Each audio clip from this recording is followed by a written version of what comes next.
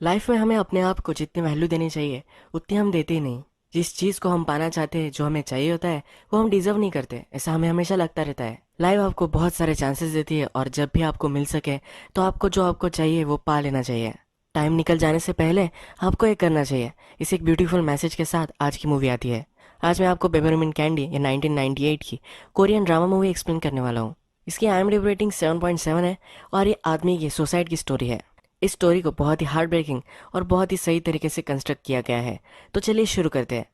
Movie का first time period आता है और ये 1999 है।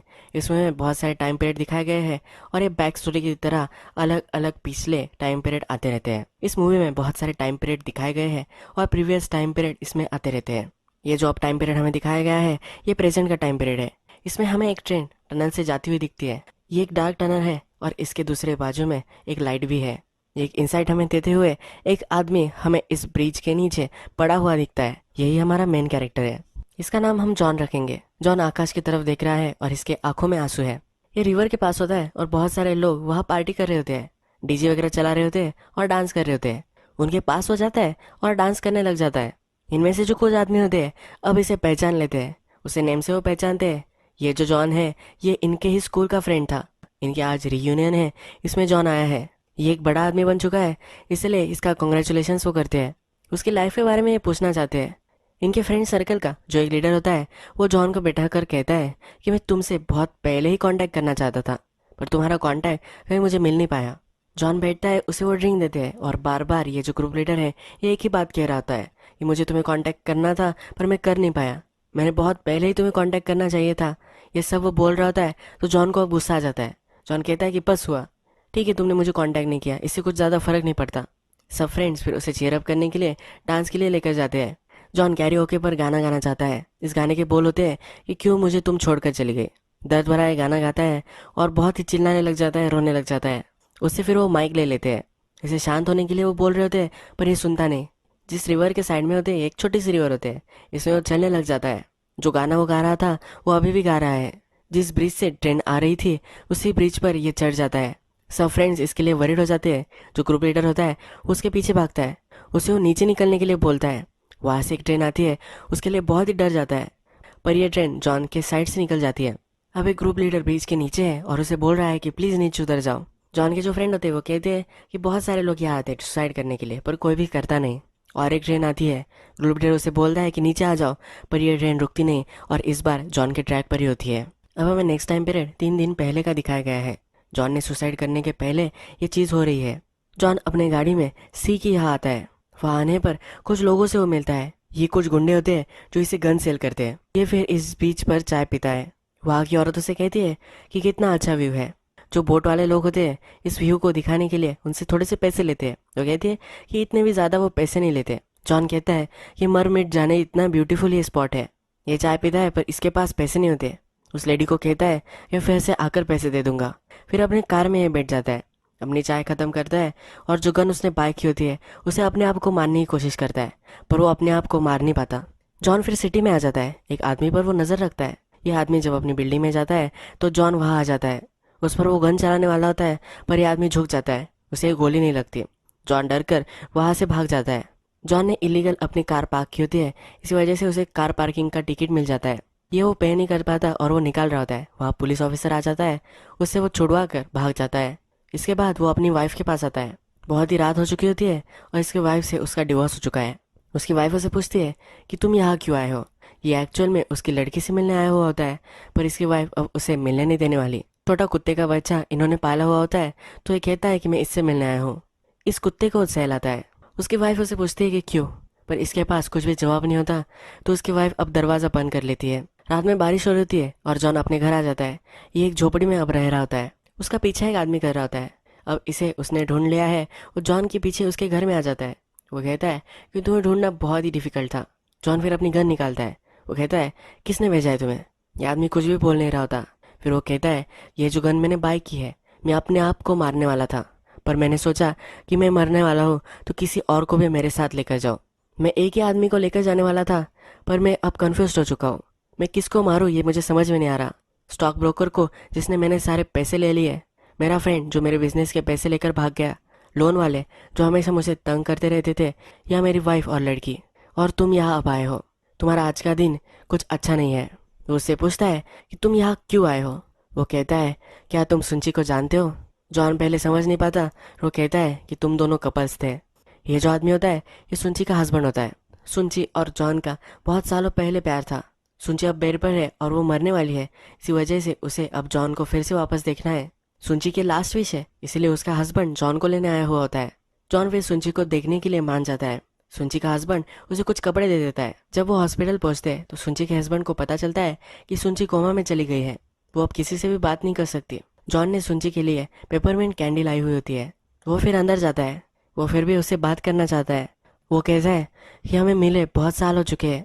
मैंने तुम्हारे लिए पेपरमिंट कैंडी लाई है। क्या तुम्हें याद है जब मैं आर्मी में था तो तुम मुझे ये भेजा करती थी? मैं इसे हमेशा संभाल कर रखता था। ये वही पेपरमिंट कैंडी है। ये वहाँ आर्मी में अलाउड नहीं था, इसी वजह से मैं ट्रबल में भी आ गया था, पर फिर भी मैंने इसे जतन करके रखा है। जॉन फिर रोने लग जाता है और वहाँ से चला जाता है। सुंची कोमा में थी पर फिर भी ये सब सुन रही थी। उसके आंख में आंसू आ जाते हैं। जब जॉन नीचे आता है तो सुंची का हस्बैंड उसे कैमरा देता है। वो कहता है, सुंची ने ये तुम्हारे लिए लाया था, ये वो तुम्हें ही देना चाहती थी। जॉन फिर इस कैमरे को सेल कर देता है। रात में हमें जॉन ट्रेन के साइड में दिखता है और यहाँ वो बहुत रोता है। यही ये टाइम पीरियड खत्म हो जाता है। नेक्स्ट जॉब टाइम पीरियड है, ये 1994 का है। इस टाइम पीरियड में जॉन अभी भी अपना बिजनेस चला रहा है। बहुत सारे फ़ोन उसे आ रहे हैं, ये हमें दिखता है। इस फ़ोन में एक डिटेक्टिव का भी फ़ोन होता है। वो किसी का पता करना चाहता है, किसी के बारे में जानकारी निकालना चाहता है। वो फिर अपने फर्नीचर शॉप पर आता है। वो आकर उसके असिस्टेंट भी होती है, उसे वो चाय देती है। अपने फ्रेंड के साथ वो लंच करने के लिए जाने वाला होता है तभी फिर से उसे डिटेक्टिव का कॉल आता है। डिटेक्टिव ने उसकी वाइफ का पता निकाल लिया होता है। वो उसकी वाइफ पर ही नज़र रखना चाहता है। उसकी वाइफ जहाँ होती है वहाँ हो जाता है और उसका पीछा करता है। इसकी वाइफ जो है इसका चक्कर चल रहा है। इसके वाइफ का नाम हम किम रखेंगे। जॉन की वाइफ फिर एक आदमी के साथ उसके घर चली जाती है। जॉन दरवाज़ा खटखटाकर अंदर आ जाता है। ये सब डर जाते हैं और इस आदमी को वो पकड़ लेता है। जब वे सब बाहर आते हैं तो इस आदमी को बहुत मारता है। अपने वाइफ से वो बात करता है तो उससे पूछता है कि अब तुम कैसे घर जाने वाले हो। वो टैक्सी लेने वाली होती है। उससे भी पूछती है कि तुम कब घर आने वाले हो। वो कहता है कि मैं आज लेट हो जाऊंगा, रात में भी घर आऊँगा। फिर हमें पता चलता है कि जॉन जब अपनी वाइफ का पीछा कर रहा था उसने अपने असिस्टेंट को अपने साथ ही लाया था। जॉन का अपने असिस्टेंट के साथ चक्कर चल रहा है और ये दोनों इंटीमेट हो चुके हैं, यह हमें दिखता है। जॉन के असिस्टेंट और वो दोनों खाना खाने के लिए एक रेस्टोरेंट में आते हैं। यहाँ इस रेस्टोरेंट में एक बच्चा होता है जिसका बॉल उसके पास आ जाता है। जॉन और ये बच्चा एक दूसरे के साथ खेलने लग जाते हैं। फिर इस बच्चे का पेरेंट आता है। जॉन इस बच्चे के पेरेंट को पहचान लेता है। जॉन उससे पूछता है कि अब तुम क्या कर रहे हो, कैसा चल रहा है। ये जो पेरेंट है इसका नाम हम जेसी रखेंगे और इसे आप याद रखना। जब जेसी और जॉन दोनों टॉयलेट में होते हैं तो जॉन फिर उससे कहता है, लाइफ इज़ ब्यूटीफुल। जेसी को समझ में नहीं आता तो फिर से दोहराता है, लाइफ इज़ ब्यूटीफुल। ये कोट भी आप याद रखना और ये फिर से मूवी में हमें दिखेगा। नेक्स्ट दिन जब आता है तो जॉन के जो सब कलीग है इन सब को लंच के लिए उन्होंने इन्वाइट किया होता है। यहाँ पे जॉन की असिस्टेंट भी होती है। किम का जो डॉग होता है ये जॉन को पसंद नहीं आता, उसे वो लात मारने लग जाता है। किम अपने डॉग को बचा लेती है। प्रीवियस सीन में हमने देखा था कि इसी डॉग को वो सहला रहा था। वो अपनी वाइफ के साथ जो रिलेशनशिप थी उसे फिर से पाना चाहता था, इसी वजह से वो ये कर रहा था। जब ये लंच के लिए बैठते हैं तो उसकी वाइफ प्रेयर करने लग जाती है। ये प्रेयर करते वक्त वो रोने लग जाती है। वो अब जॉन के साथ नहीं रह सकती, इसलिए वो हमें घर से बाहर निकलती हुई दिखती है। यही टाइम पीरियड खत्म हो जाता है और नेक्स्ट टाइम पीरियड हमें दिखाया गया है। ये अब 1987 का टाइम है। किम जो है वो प्रेग्नेंट है।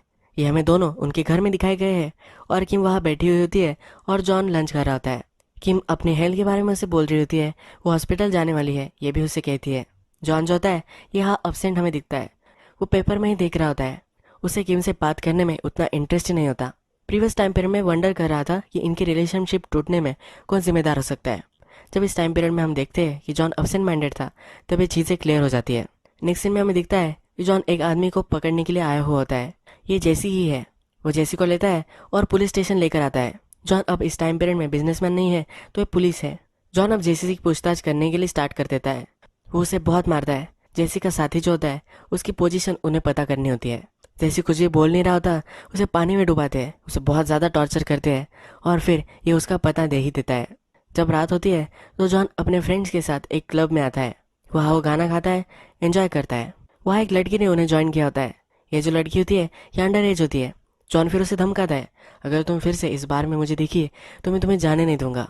ये डर कर वहाँ से भाग जाती है। जॉन फिर से हमें पुलिस स्टेशन में जेसी के पास आता है। जॉन जेसी को कहता है कि अगर तुमने पहले ही पता दे दिया होता इतनी तकलीफ तुम नहीं सहते। जेसी रो रहा होता है। जॉन उससे पूछता है, तुमने अपने डायरी में लिखा है लाइफ इज़ ब्यूटीफुल, क्या तुम सच में मानते हो कि लाइफ ब्यूटीफुल है? इसके पहले टाइम पीरियड में हमें पता है कि अब जॉन मान चुका है कि लाइफ ब्यूटीफुल है, पर इसकी खुद की नहीं, ये जेसी की लाइफ है जो ब्यूटीफुल है। जेसी ने अपने फ्रेंड का पता दिया था, जिस गांव में वो रह रहा है वहाँ से ही सुंची है। इस गांव में वो आ जाते हैं और जिस आदमी को उन्हें पकड़ना है उसे पकड़ने के लिए कार में वो रुकते हैं। अब रात हो जाती है, तब जॉन के फ्रेंड से कहते हैं, कल रात भी तुम नहीं सोए थे, अब जाओ और ज़रा सो आओ, अब जाओ और ज़रा सोकर आओ। जॉन फिर निकलता है, एक घर के पास वो आता है। यहाँ एक लड़की दारू पीती हुई घर के बाहर बैठी हुई होती है। उससे पूछता है, क्या मैं तुम्हें ज्वाइन कर सकता हूँ? ये उसे फिर इनवाइट कर लेती है। वो उसे पूछती है कि तुम यहाँ क्यों आए हो? वो कहता है, किसी को ढूंढने के लिए आया हूँ। वो फिर और भी इंटरेस्टेड होती है। जॉन कहता है कि मेरी जो फर्स्ट लव थी वो यहाँ रहती थी, मैं उसे ढूंढने के लिए यहाँ आया हूँ। इस बड़े से शहर में ये कहाँ रह रही है ये अब मुझे नहीं पता, पर ये जो बारिश है ये वो भी देख रही है और मैं भी देख रहा हूँ। एक ही आकाश के नीचे हम हैं, एक ही शहर में हम हैं। इसका प्रेजेंस मुझे यहाँ महसूस हो रहा है और इसमें ही मैं खुश हूँ। ये लड़की फिर इमोशनल हो जाती है। वो कहती है कि आज रात के लिए तुम प्रिटेंड करो कि मैं ही वो लड़की हूँ जिसे तुम ढूंढ रहे हो। ये दोनों फिर इसके घर में आते हैं और इंटीमेट हो जाते हैं। रात में लड़की जॉन से पूछती है, अगर तुम सुंची से कुछ भी बात कर सके तो तुम क्या करोगे? जॉन फिर सिर्फ सुंची का नाम लेता है और नाम लेते लेते ही रोने लग जाता है। ये लड़की कहती है कि मुझे एग्जैक्टली पता है कि तुम अब कैसा महसूस कर रहे हो। इसका भी हार्ट ब्रेक हो चुका होता है। जब सुबह होती है तो जॉन अपने फ्रेंड्स की कार के पास आता है। जिस आदमी को ढूंढ रहे थे ये जॉन के पीछे ही चल रहा होता है। इसको अब वो पकड़ लेते हैं। जॉन को फिर से उस लड़की को मिलना होता है। इन्होंने डिसाइड किया होता है ब्रेकफास्ट के लिए वो फिर से मिलेंगे, पर अब उन्होंने जिस आदमी को उन्हें ढूंढना था उसे ढूंढ लिया है। जॉन उसके पास जा नहीं पाता। ये लड़की रिवर के पास उसका वेट ही कर रही है। ये हम देखते हैं। यही टाइम पीरियड खत्म हो जाता है और फिर से पास्ट में 1984 में हम आ जाते हैं। यहाँ हमें किम और जॉन दिखते हैं। जिस गली में रहता है वही किम भी रहती है। किम को साइकिल चलाना नहीं आता। उससे पूछ रही होती, क्या तुम मुझे सिखाओगे? जॉन कहता है कि मुझे काम पर जाना है। इससे पहले वो किम के रेस्टोरेंट में आता है। उसे किम खाना खिलाती है और एक आदमी वहाँ खाना खाने के लिए आता है और किम को टच करता है। किम उसे झटक देती है। अब जॉन को रियलाइज होता है कि किम को वो पसंद करता है। इसी वजह से अब नेक्स्ट सीन में हमें उसे साइकिल कैसी चलानी है ये सिखाता हुआ देखता है। इस टाइम पीरियड में जॉन ने अभी अभी पुलिस फोर्स ज्वाइन की है। ये जो सब पुलिस होते हैं एक आदमी को उसे टॉर्चर करने के लिए बोल रहे होते हैं। इस आदमी के पास हो जाता है, उससे कहता है कि प्लीज़ जो भी इन्फॉर्मेशन तुम्हारे पास है वो मुझे दे दो। उसे हक करता है, पर यह आदमी मानता नहीं तो उसे बहुत वो टॉर्चर करता है, पर यह आदमी वही पॉटी कर देता है। जॉन के हाथ अब खराब हो चुके हैं। जॉन वहाँ से बाथरूम में जाता है और उसका फ्रेंड उसे आकर बोलता है, ये तुम्हारी गर्लफ्रेंड तुम्हें देखने के लिए आई है। ये जो लड़की है ये किम नहीं होती तो ये सुंची है। जॉन फिर सुंची को रेस्टोरेंट में लेकर आता है। जॉन सुंची को पूछता है कि तुमने मुझे कैसे ढूंढा? वो कहती है कि मेरे पास तुम्हारी एड्रेस बुक थी, तुम्हारे पेरेंट्स पहले यहाँ रहा करते थे।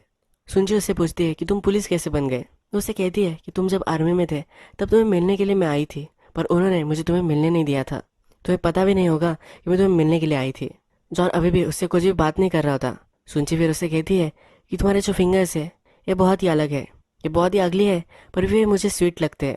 तुम बहुत ही अच्छे आदमी हो। जॉन के हाथ हमें अभी अभी गंदे हो गए हैं ये दिखाया गया था। एज ए कैरेक्टर उसके हाथ अब गंदे हो चुके हैं। वो जैसा था ऐसा अब वो नहीं रहा, ऐसा उसे लगता है। वो अपने हाथ देखता है और कहता है कि सही हो, तुम सही बात कर रही हो।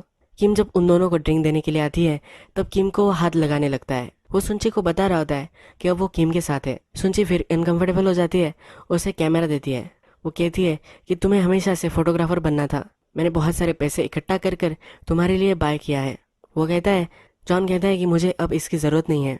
ये कहकर फिर उसे स्टेशन में छोड़ने के लिए वो आ जाता है। जो कैमरा सुंची ने उसके लिए लाया था उसे वो वापस कर देता है। जब रात होती है तो जॉन साइकिल चलाने लग जाता है। वो सर्कल में घूम रहा होता है, अपने आप को पनिश कर रहा होता है। उसके जो सब फ्रेंड होते हैं वो किम के रेस्टोरेंट में बहुत सारी दारू पी रहे होते हैं। जॉन फिर अंदर आता है और सबको कंट्रोल करना चाहता है। जैसे आर्मी में स्ट्रिक्टली ऑर्डर फॉलो करते थे उसी तरह से उनको ऑर्डर देना चाहता है। उन सबको वो मानने लग जाता है। जिस तरह से उसकी लाइफ अब मैस हो चुकी है इसे वो फिर से ट्रैक में ले जाना चाहता है और वो कर नहीं पा रहा। किम जॉन को उसके बेडरूम में लेकर आती है। ये दोनों इंटीमेट होने वाले होते हैं। जॉन डिस्टर्ब होता है तो उसे कहती है कि तुम्हें प्रेयर करना चाहिए। किम फिर उसके लिए प्रेयर करती है और उसे भी प्रेयर कैसी करनी है ये सिखाती है। इस सीन में हमें पता चलता है कि जॉन ने उससे क्यों शादी की होगी। उसकी जो लाइफ है ये सही से नहीं जा रही। किम उसके लिए एक रे ऑफ होप है, इसी वजह से उसने उससे शादी की थी। ये टाइम पीरियड यही खत्म हो जाता है। फिर से पास्ट में 1980 हमें दिखाया गया है। जॉन अब जो है वो आर्मी में है और सुंची उसे मिलने के लिए आई हुई है। वहाँ के जो ऑफिसर्स होते हैं उसे कहते हैं कि तुम्हें अलाउड नहीं है, ये वॉर जोन है, तुम किसी से भी मिल नहीं सकती। एक अलर्ट जारी हो जाता है और सब गाड़ी में बैठकर एक जगह पर सब मिलिट्री जा रही होती है। सुंची बाहर होती है और जॉन उसे देखता है। अंदर बैठकर उसे वेव वगैरह नहीं करता, वो सिर्फ सरप्राइज हो जाता है। सुंची उससे दूर जा रही है यह हमें दिखता है। वो सिटी में होते, भागते भागते वो ट्रेन स्टेशन पर आ जाते हैं। जॉन उसके फ्रेंड के साथ होता है। अपने फ्रेंड को वो कहता है कि अब मैं चल नहीं सकता, उसके जूते में कुछ पानी है, इसी वजह से वो चल नहीं पा रहा। उसका फ्रेंड उसे कहता है कि ऐसा क्या है, मैं तुम्हें हेल्प करता हूँ उस पानी को निकालने के लिए। जब उसका फ्रेंड शूज़ निकालता है, ये जॉन का ब्लड होता है। जॉन को गोली लग गई होती है। उसका फ्रेंड फिर हेल्प लेने के लिए चला जाता है। वहाँ एक लड़की आती है, जॉन उस पर गन रखता है। वो लड़की कहती है कि मैं इस जगह पर फंस चुकी हूँ, मैं यहाँ से जाने वाली थी, तभी यहाँ लॉकडाउन हो चुका है और ये जंग छिड़ चुकी है। जॉन उसे जाने के लिए बोलता है, तभी उसके फ्रेंड्स वगैरह सब आ जाते हैं। वो हवा में फायर करता है और उस लड़की को भाग जाने के लिए कहता है। वो 2-4 राउंड फायर करता है पर उसे चोट लग गई थी, इसी वजह से सही से शॉट फायर नहीं हो पाते और उस लड़की को उसने मार दिया है ये उसे रियलाइज़ होता है। उसके पास जाता है, इसने उसे मार दिया है इसलिए वो रोने लग जाता है। इसे इस लड़की में सुंची दिखाई देती है, अपने प्यार को ही उसने मार दिया है ये वो रियलाइज़ करता है। यह बहुत ही रोने लग जाता है। ये सीन यही खत्म हो जाता है और हम फिर से टाइम पीरियड में जंप मारते हैं और 1979 में आ जाते हैं। जॉन अब कॉलेज में है और दोस्तों के साथ पिकनिक में आया हुआ है। मूवी के फर्स्ट में जिन दोस्तों के साथ हमें वो दिखाया गया था, इन्हीं दोस्तों के साथ वो अब यहाँ है, उसी स्पॉट पर है जिस स्पॉट पर उसने सुसाइड की है। यहाँ हमें सुंची भी दिखाई जाती है। जॉन उससे बात करने लग जाता है। जॉन उससे पूछता है क्या तुम्हें नेचर पसंद आता है। सुंची कहती कि हाँ मुझे पसंद है। जॉन उससे पूछता है क्या तुम्हें फूल अच्छे लगते हैं। वो कहती कि हाँ मुझे फूल अच्छे लगते हैं। जॉन उससे कहता है मुझे फोटोग्राफर बनना है, ये जो नेचर की ब्यूटी है ये मुझे कैप्चर करनी है। सुंची इस पर हंसती है और फिर उसे पेपरमिंट कैंडी देती है। जॉन उससे पूछता है क्या तुम्हें ये पसंद है। वो कहती है कि मैं इसकी फैक्ट्री में काम करती हूँ, मैं ट्राई करती हूँ कि मैं इसे पसंद कर पाऊँ। जॉन फिर इस स्पॉट को देख रहा होता है।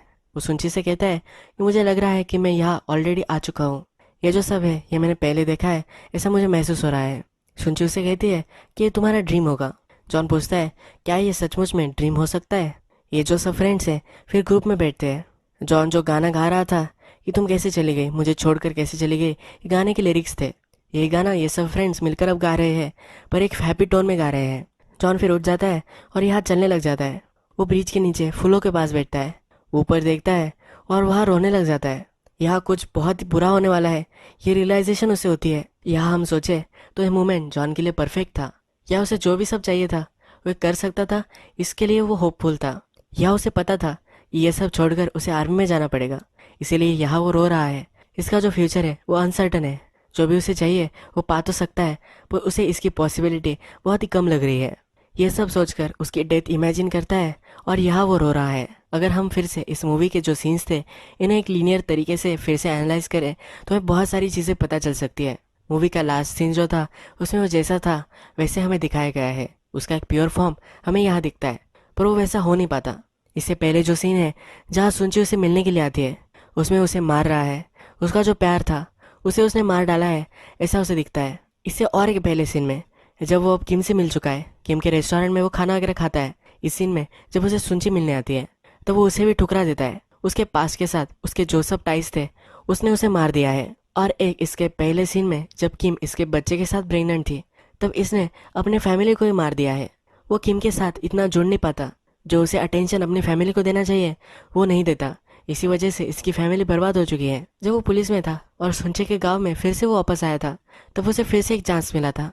जो लड़की थी उसके साथ वो रह सकता था, वो लड़की भी जॉन को पसंद करती थी, वो दोनों उस दिन मिल सकते थे पर उसने फिर से उसका जो चांस था कि वो फिर से प्यार में पड़ सकता है इसी को उसने मार डाला। जब मूवी के फर्स्ट सीन आए थे जब वो गन बाय करता है तो वो सबको मार डालना चाहता था, तो स्टॉक ब्रोकर को, बैंक वालों को, उसका जो फ्रेंड था उसको, उसकी वाइफ को, बच्ची को, सब लोगों को वो मार देने वाला था और आखिर में उसने अपने आप को ही मार दिया। अगर हम फिर से देखें तो जॉन के पास हमेशा ऑप्शन था, जो वो पाना चाहता था वो हमेशा उसके सामने था पर वो कभी भी उसे रिकॉग्नाइज नहीं कर पाया। जो वो कॉलेज में था तो उसे फोटोग्राफी करनी थी पर उसे करने के लिए वो करेज नहीं जुटा पाया। उसके अल्टरनेट में वो आर्मी में चला गया। जब वो आर्मी में था तो सुंची उसे मिलने आई थी पर उसने सुंची को देखा है और उससे वो कांटेक्ट करे ऐसा उसे नहीं लगा।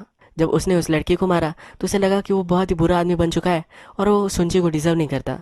वो उस पल में सुंची को पा सकता था पर तभी भी उसने ऐसा नहीं किया। सुंची फिर से उसे मिलने के लिए आई थी पर किम के साथ फिर वो इन्वॉल्व हो गया। उसके हाथ गंदे हो चुके हैं, उसका सोल अब डर्टी हो चुकी है ऐसा उसे लगता था। अब वो सुंची को डेफिनेटली डिजर्व नहीं करता। सुंची उसे लाइफ का और एक चांस देकर जाती है, उसे कैमरा देकर जाती है। अगर जॉन डिसाइड करता तो अपना पैशन परस्यू कर सकता था, तभी भी उसने ऐसा नहीं किया।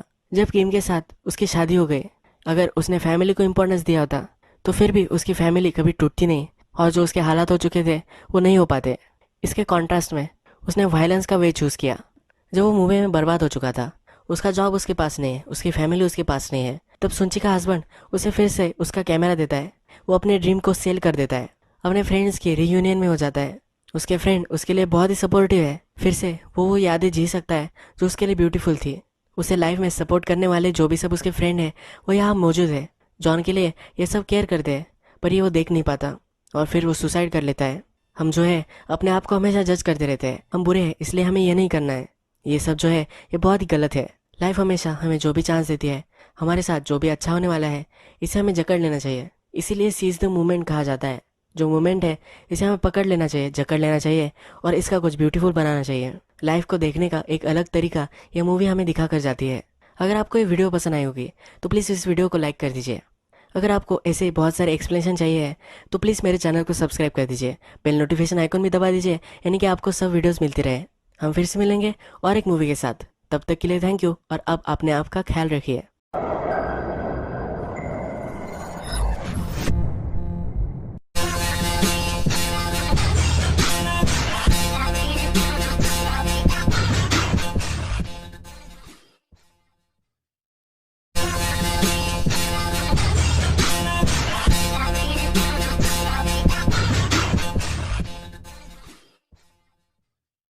उसका जो फ्रेंड था उसको, उसकी वाइफ को, बच्ची को, सब लोगों को वो मार देने वाला था और आखिर में उसने अपने आप को ही मार दिया। अगर हम फिर से देखें तो जॉन के पास हमेशा ऑप्शन था। जो वो पाना चाहता था वो हमेशा उसके सामने था, पर वो कभी भी उसे रिकॉग्नाइज नहीं कर पाया। जो वो कॉलेज में था तो उसे फोटोग्राफी करनी थी, पर उसे करने के लिए वो करेज नहीं जुटा पाया। उसके अल्टरनेट में वो आर्मी में चला गया। जब वो आर्मी में था तो सुंची उसे मिलने आई थी, पर उसने सुंची को देखा है और उससे वो कांटेक्ट करे ऐसा उसे नहीं लगा। जब उसने उस लड़की को मारा उसे लगा कि वो बहुत ही बुरा आदमी बन चुका है और वो सुंची को डिजर्व नहीं करता।